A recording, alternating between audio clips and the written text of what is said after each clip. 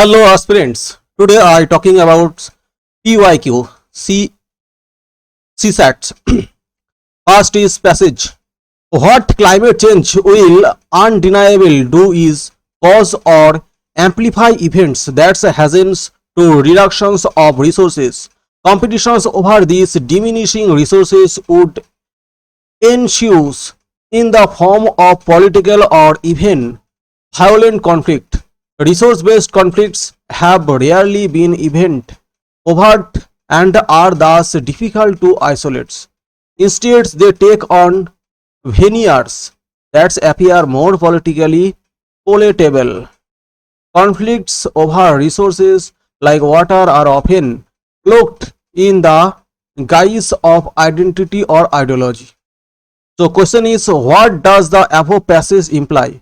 First option, resource-based conflicts are always politically motivated. Option B, there are no political solutions to resolve environmental and resource-based conflicts. Option 3, environmental issues contribute to resource stresses and political conflicts. Option D, political conflicts based on identity or ideology cannot be resolved. Answer is option D. Next questions. The man who is perpetually hesitating which of the two things he will do first will do neither.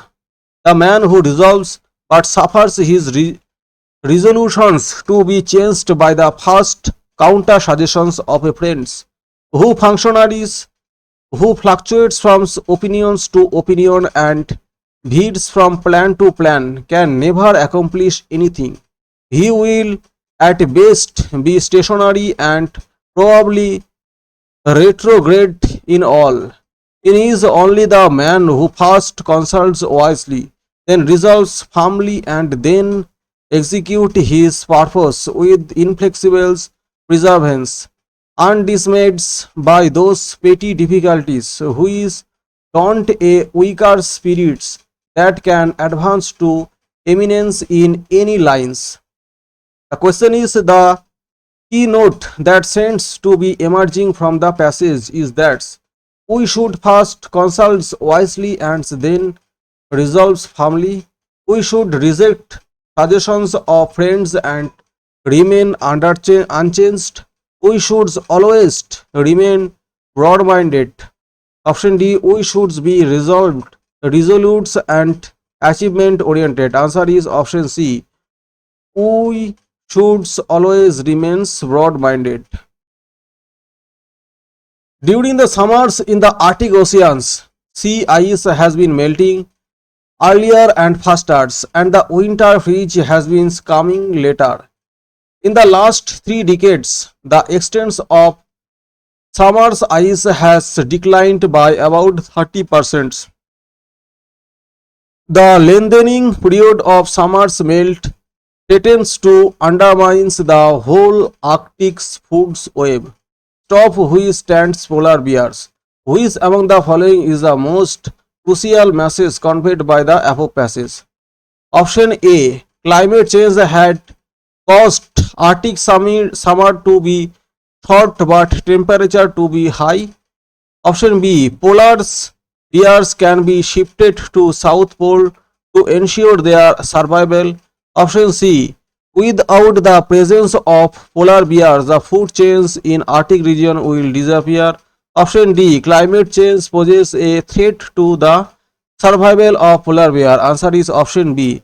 Climate change has caused Arctic summers to be short but temperature to be high.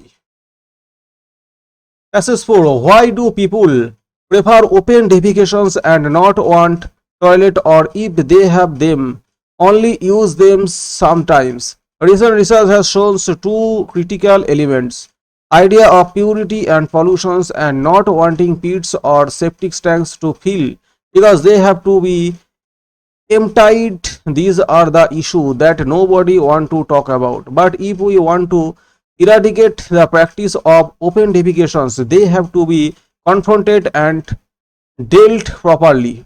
Which among the following is the most crucial message conveyed by the above passage? Option A, The idea of purity and pollutions are so deep rooted that they cannot be removed from the minds of the peoples. Option B. People have to perceive toilet use and spit emptying as clean and not polluting. Option C. People cannot change their old habits. People have neither civic sense nor sense of privacy. Answer is option A. The idea of purity and pollutions are a deep rooted that they cannot be removed from the minds of the peoples. In the last 2 decades, the world's gross domestic products has increased by 50%, whereas inclusive wealth has increased by a more 6%. In recent decades, GDP-driven economic performance has only harmed inclusive wealth like human capitals and natural capital like forest lands and water, while the world's human capital, which stands at 57% of total inclusive wealth, grew by only 8%. The natural capital, which is 23% of total inclusive wealth, declined by 30% worldwide in the last 2 decades. Which of the following is the most crucial inference from the above passage? Option A. More emphasis should be laid on the development of natural capitals. The growth driven by GDP only is neither desirable nor sustainable.